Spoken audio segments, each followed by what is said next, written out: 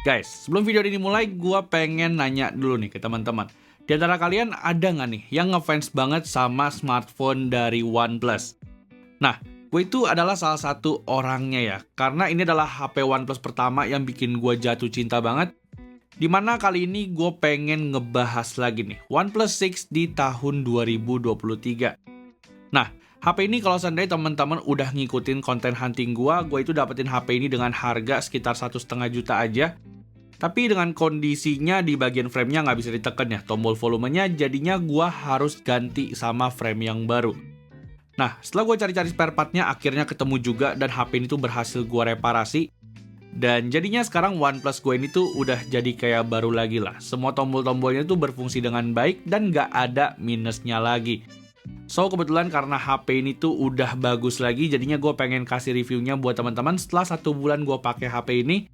Dan so, buat teman-teman yang penasaran sama video reviewnya, yuk tanpa basa-basi langsung aja check this out.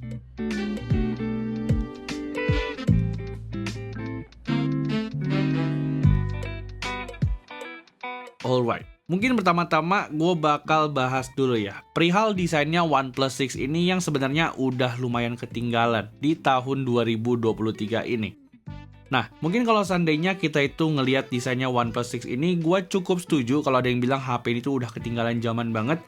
Karena kalau teman-teman lihat, HP ini tuh emang desainnya masih old school banget ya. Fingerprintnya itu masih ada di bagian belakang. Serta di bagian depannya, HP ini juga masih pakai dagu yang tebel banget nih. Serta desain poni yang menurut gue tuh agak sedikit absurd.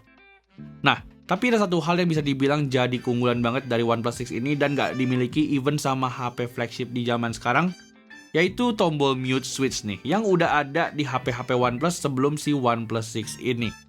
Di sini jujur aja sampai sekarang gue apresiasi banget desain mute switch kayak gini karena bakal ngebantu banget kalau saya pengen silent HP dalam keadaan genting. Dan ini tuh nggak pernah gue temuin di smartphone lain nih. Even di kebanyakan smartphone flagship di tahun 2023.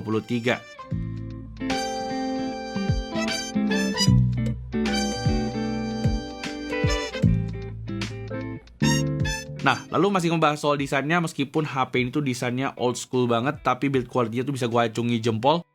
Karena OnePlus 6 ini tuh pakai frame aluminium ya, dengan desain bodi kaca di bagian depan dan juga bagian belakangnya. Feel pakainya ini tuh berasa compact dan juga solid banget. Dan layarnya ini tuh gue bisa bilang HP ini masih cukup compact ya. Teman-teman tuh masih bisa operasiin HP ini dengan satu tangan aja. Lalu numpuk kita lagi ngomongin soal layarnya, kita mungkin langsung aja lihat spesifikasi layar yang dibawa sama OnePlus 6 ini. Dimana kalau seandainya kita lihat spesifikasi layar dari OnePlus 6 ini, HP itu masih terbilang bersaing banget ya, even dengan HP-HP mid-range di tahun 2023 ini. HP ini tuh dibekali dengan layar 6,28 inch dengan panel optik AMOLED, dan HP ini juga dibekali sama layar Full HD Plus nih, yang dimana layarnya ini pun juga bisa gue bilang udah cakep banget. Kualitas layar HP ini tuh menurut gua udah tajam banget dan juga punya warna yang cukup vivid. Meskipun kalau menurut gua pribadi layar 60Hz di HP ini tuh agak sedikit kurang ya. Kalau saya teman-teman pengen pakai di tahun 2023. Tapi mungkin kalau seandainya teman-teman itu nggak permasalahin layar 60Hz, maka HP ini tuh sudah nyaman banget. Cuman satu hal yang udah pasti jadi kekurangan dari HP ini sih palingan cuman ada di mono speakernya aja ya, yang sering banget ketutupan sama tangan kalau seandainya kita itu pakai HP ini tuh nonton sambil kita pegang.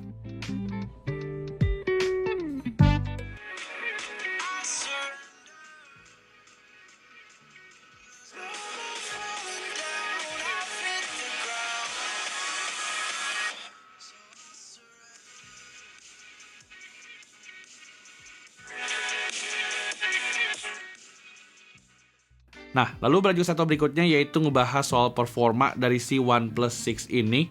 Secara performanya, HP ini mungkin di tahun 2023 udah nggak kenceng-kenceng amat ya.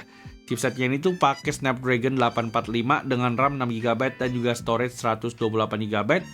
Tapi ada satu hal yang menurut gua jadi kelebihan mutlak dari HP ini, yaitu adalah softwarenya nih. Dimana HP ini tuh pakai Oxygen OS 11 dengan basis Android 11. Yes, di sini tuh gue tahu HP ini tuh emang softwarenya udah ketinggalan kalau seandainya kita bandingin sama smartphone di zaman sekarang. Tapi teman-teman percaya nggak, HP OnePlus zaman dulu itu menurut gue kayaknya lebih berasa enak aja gitu. UI-nya itu menurut gue lebih simple dan juga lebih enak buat di-customize. Jadinya gue bisa install TWRP dan juga ngerut si OnePlus 6 ini nih. Sehingga performa dari OnePlus 6 ini tuh jadi lebih kenceng lagi. Di sini emang kalau seandainya kita ngebahas soal overclock, HP ini tuh belum gue overclock sama sekali. Tapi dengan gue install EX Kernel Manager dan juga gue maksimalin performanya, HP ini tuh menurut gue performanya jadi ngegas banget nih. Gue pakai main PUBG Mobile, HP itu masih lancar banget di grafik smooth 60 fps. Sedangkan kalau seandainya teman-teman pengen lebih gila lagi main Genshin Impact di HP ini, sebenarnya HP itu masih cukup kuat. Cuman panasnya aja yang menurut gua tuh udah berlebihan banget. Jadinya mungkin buat teman-teman yang emang maksain banget HP ini buat main Genshin Impact, saran gua kalian tuh beli dulu fan cooler buat HP ini. Karena kalau seandainya teman-teman nggak pakein fan cooler di HP ini, suhu HP ini tuh bisa panas banget nih. Even bisa sampai menyentuh di 48 derajat.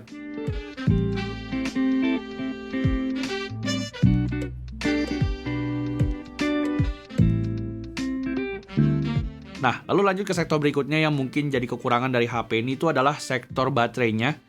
Dimana menurut gua baterai 3300 mAh di HP ini tuh udah kurang banget ya. Kalau saya teman-teman pengen pakai di tahun 2023. HP ini tuh karena gua darut dan juga gua geber performanya jadinya cuma bisa bertahan sekitar setengah harian aja. Dan itu pun untuk ngecas HP ini karena gue itu belinya batangan jadinya cuma bisa sampai 18 watt aja nih. Meskipun aslinya tuh bisa sampai 20 watt. Jadinya mungkin kalau seandainya teman-teman pengen beli HP ini sebagai daily driver, maka gue itu kurang bisa rekomenin. Namun kalau seandainya teman-teman itu kagak masalah buat bawa powerbank kemana-mana, maka HP ini tuh bisa jadi pertimbangan yang cukup baik nih buat teman-teman beli di tahun 2023.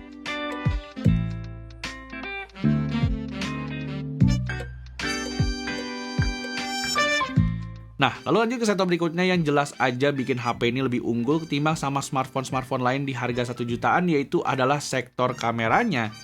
Dimana secara setup, HP ini tuh dibekali dengan setup 2 buah kamera belakang ya, yaitu kamera utama 16 megapiksel dan juga 20 megapiksel. Kalau untuk kamera depannya, HP itu dibekali sama kamera depan sebesar 16 megapiksel. Dan untuk hasil fotonya, teman-teman mungkin bisa langsung aja ya cek hasil foto yang udah gue jepret pakai OnePlus 6 ini. Di sini teman-teman bisa lihat sendiri untuk hasil fotonya OnePlus 6 ini tuh masih keep up banget dengan HP-HP mid-range di tahun 2023 ini. Dimana teman-teman bisa lihat nih, untuk kondisi siang hari, HP itu masih bisa banget untuk keep up sama smartphone-smartphone di tahun 2023. Lalu kalau untuk kamera depannya sendiri, menurut gua OnePlus 6 ini juga udah cukup bagus meskipun kadang-kadang hasilnya tuh agak sedikit underexpose. Tapi kalau seandainya kita itu compare-nya sama HP-HP di harga 1-2 jutaan, menurut gua kamera depan dari OnePlus 6 ini tuh masih lebih baik nih ketimbang sama smartphone-smartphone 2 jutaan di zaman sekarang. Nah, lalu kalau untuk foto low light, menurut gua OnePlus 6 ini juga udah lebih baik timbang sama smartphone-smartphone di harga 1-2 jutaan. Dimana teman-teman mungkin bisa lihat ya, meskipun hasil fotonya ini tuh bisa dibilang agak oversaturated, tapi untuk hasil fotonya OnePlus 6 ini tuh punya night mode yang bisa ngejaga exposure dan juga detail jadi lebih baik nih. Meskipun ini tuh kondisinya adalah dalam kondisi low light.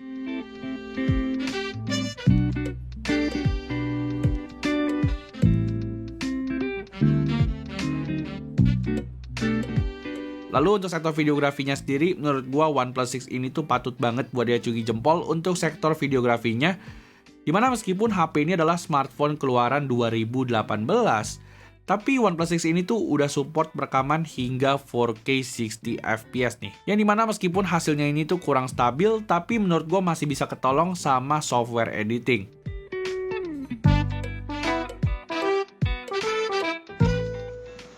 Oke guys, jadi ini adalah sampel recording dari kamera depannya OnePlus 6. Dan ini gue recordnya cuma bisa sampai 1080p 30 fps aja. Jadi di sini udah berasa nih lumayan hujan. Dan gue coba tes turun tangga ya, kira-kira stabilisasinya kayak gimana. Oke, teman-teman bisa nilai sendiri kira-kira gimana untuk hasilnya. Dan untuk audionya kira-kira gimana nih, menurut kalian bagus apa enggak. Langsung aja bisa nilai sendiri kira-kira gimana untuk hasilnya. Thank you. Nah, lalu lanjut ke sektor terakhir yaitu ngebahas soal harga dan juga kesimpulannya. Di sini karena unit yang gue beli itu kemarin ada minus sedikit di bagian tombol volumenya yang agak keras. Jadinya HP itu gue dapetin dengan harga 1,5 juta aja nih. Dan ini tuh IMEI-nya aman dan bisa dipakai. FYI aja kemarin itu gue itu benerin HP ini tuh habis sekitar 300 ribuan. Tapi setelah gue ganti framenya ini, gue bisa dibilang puas banget ya. Karena HP itu jadi kayak baru lagi dan gak ada masalah sama sekali. Untuk kesimpulannya sendiri, mungkin buat teman-teman yang lagi nyari smartphone kedua, maka HP itu worth it banget buat teman-teman beli. Dan gak lupa juga, HP ini juga udah dibekali sama fitur NFC nih. Jadinya menurut gue, HP itu cukup worth it buat teman-teman beli sebagai smartphone kedua. So, palingan segitu dulu aja video review gue sama OnePlus 6 ini di tahun 2023. Dan buat teman-teman yang belum ikutin giveaway gue, pastiin dulu ya. Teman-teman tuh cek link yang udah gue taruh di kolom deskripsi buat ikutan giveaway iPhone yang lagi gue adain sekarang. Jadi palingan segitu dulu aja buat teman-teman yang belum like dan juga subscribe. Pastiin kalian tuh like dan juga subscribe channel ini. Dan seperti biasa, kita jumpa lagi di video selanjutnya. Bye-bye!